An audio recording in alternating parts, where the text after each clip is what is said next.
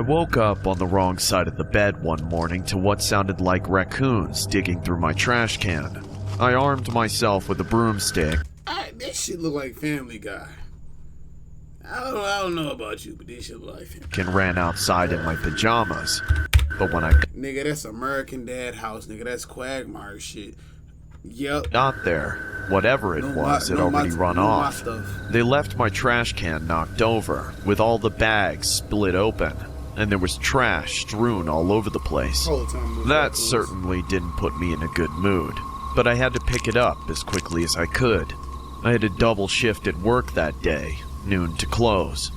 Had to get a shower and everything too, because a Hooters girl doesn't earn tips if she smells like trash.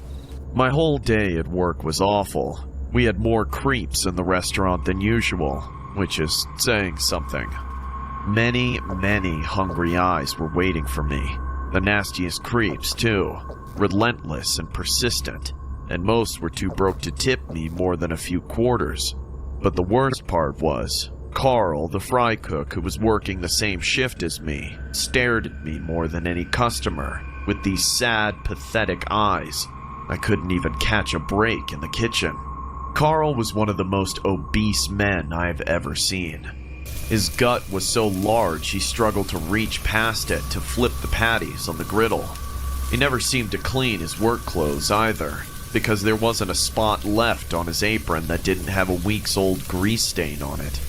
You'd expect a guy like him to smack 3 orders of food on his lunch breaks, but he never had the time to eat at work. He was always frantically writing in his worn-out notebook during his breaks. Red flag, right there. Put it on the plate. Stay away from niggas like that. Gots to. Glancing up at me whenever I was around, like he knew I was going to pass by. He never stopped scribbling until it was time for him to go back to grilling. Slowly but surely the hours passed, and the restaurant finally closed for the night. All that was left was to clean up and lock up before leaving. Pretty soon, Carl and I were the only ones left. I thoroughly mopped the restaurant floor to avoid him as he cleaned the kitchen. The last place left was the men's bathroom. I always save it for last. It's kind of a vile place.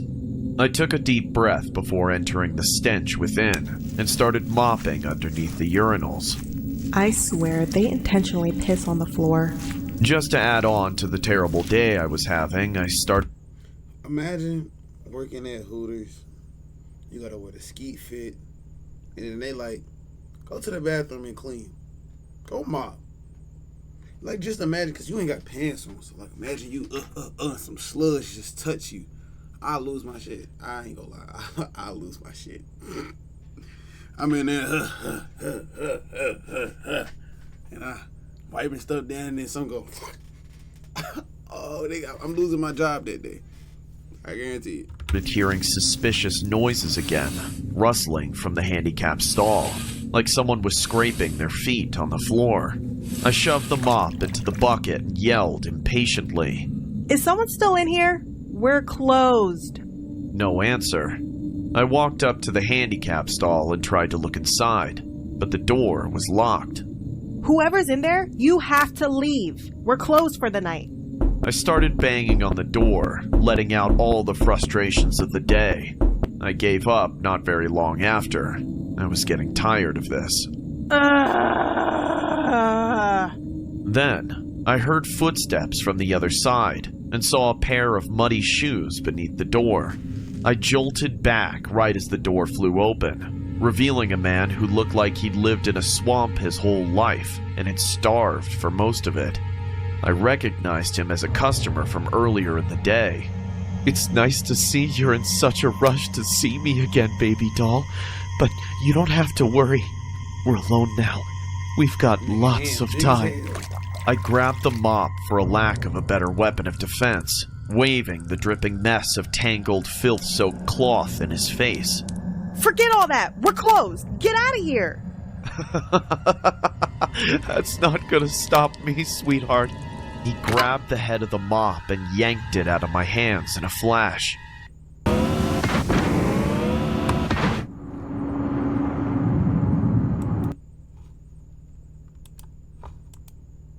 here without you by my side. Why don't you come over to my place for the night? Beat it, creep! Oh, you've got attitude, don't you? Don't worry, I'll take care of that. I made a break for the door, but he lunged at me and grabbed my arm. I screamed. Carl! We struggled for a moment before the fry cook finally burst into the bathroom. I'd never been so glad to see him in my life. Carl took the creep by the shoulders and ripped him away from me like a rag doll. I can't lie. I didn't expect Carl to come save her. Out of all people, I did not expect Carl. Now, what I pray is Carl removes him and he just like, go about his day, they talk casual, and not be on some like remove him and then he try to do it type stuff. Carl slammed the creep against the wall and pinned him up. What's going on here? He's a creep, Carl! Throw him out already! It's just a misunderstanding, sir. Carl stared him down for an uncomfortable length of time. Then he whispered something in the creep's ear that I couldn't make out. The creep nodded readily. Then Carl set him down. Immediately, it seemed like all the tension had been diffused. The creep smiled non-offensively, then calmly walked out and left the store. How did you do that without roughing him up? Carl grinned from ear to ear like a big goof. I just told him what would happen. Well, thank you very much, Carl. I appreciate it. You're always welcome, Selena. I picked up the mop again, wanting to just finish closing so I could finally go home. But Carl lingered. Hey, since I saved you and all, do you think you'd like to go out on a date with me? Not the time, Carl. Not the time. That's okay. I'll find a good time. Then he left, thankfully, and I got back to mopping. When I finally got home that night, I was utterly exhausted. I was seriously thinking of quitting Hooters. The meager tips didn't make up for all the interactions with sickos and freaks, and they were starting to make me paranoid. I changed back into my pajamas, made some hot chocolate, and got comfortable on the couch to binge watch my favorite show, all in an effort to just calm down and unwind from the events of the day. Too bad I didn't have any roommates I could vent to. It wasn't long before my moment of peace was ruined. I heard something rummaging through my trash can again. Raccoon? Raccoon the creep. I really hope it's not a creep. I hope it's like a I didn't crazy bother nuisance. getting anything to chase them off this time. I figured my screams of rage would be enough to scare anything away. But when I opened my door, it wasn't a raccoon. It was the same creep from before, holding my trash can over his head and dumping everything onto the ground. When he saw me, he That is threw crazy. the empty can at me. I stumbled back through the doorway in a daze. What the? I told you, didn't I? You should have gone home with me, and none of this would have happened. He stepped into my home undaunted. He laughed maniacally and inched his way. Why this nigga glowing? Nigga, is that the trash? Why is he glowing? Closer to me. My mind raced. What should I do? Should I get a knife? Should I scream? I tripped and fell to the ground. She wasn't black. I'll let you know that right now. She wasn't black. Not at all. Crawling backwards towards the kitchen where I could maybe get a proper weapon to defend myself. But then, another silhouette appeared behind the creep. I'm not finna play with Carl. They set this up. This is a whole setup. Get the fuck out of here. I'm done with y'all. Completely, man. This is a whole... It's some bullshit. Swallowing him in the shadows, then socked him in the back of the skull. The creep clambered forward and looked back in shock. Why'd you... This wasn't part of the deal! I then realized who it was. It was Carl. He approached the creep without a word and grabbed him by the neck.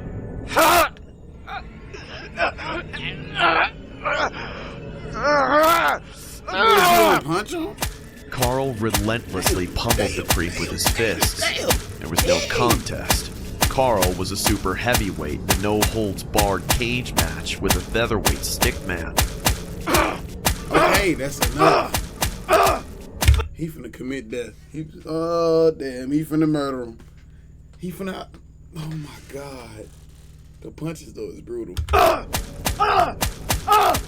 I watched in absolute shock as Carl let loose until the creep was totally limp. Carl then finally let him go, and just by the sound of the body made as it collided with the floor, I knew that Carl had beaten him to death.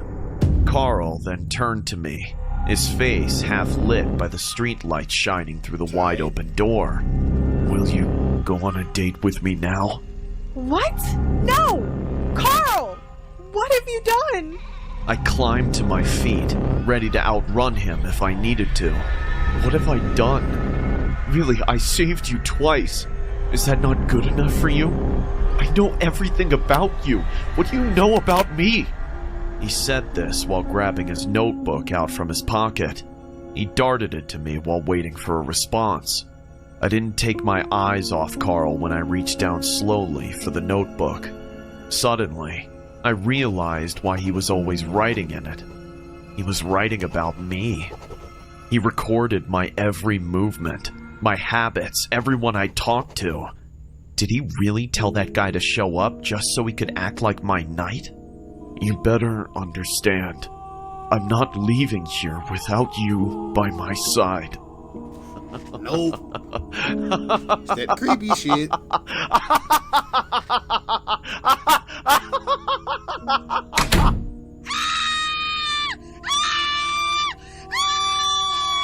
Whole time that's what happened at the Diddy party. Yeah, I'm already knowing. Already knowing.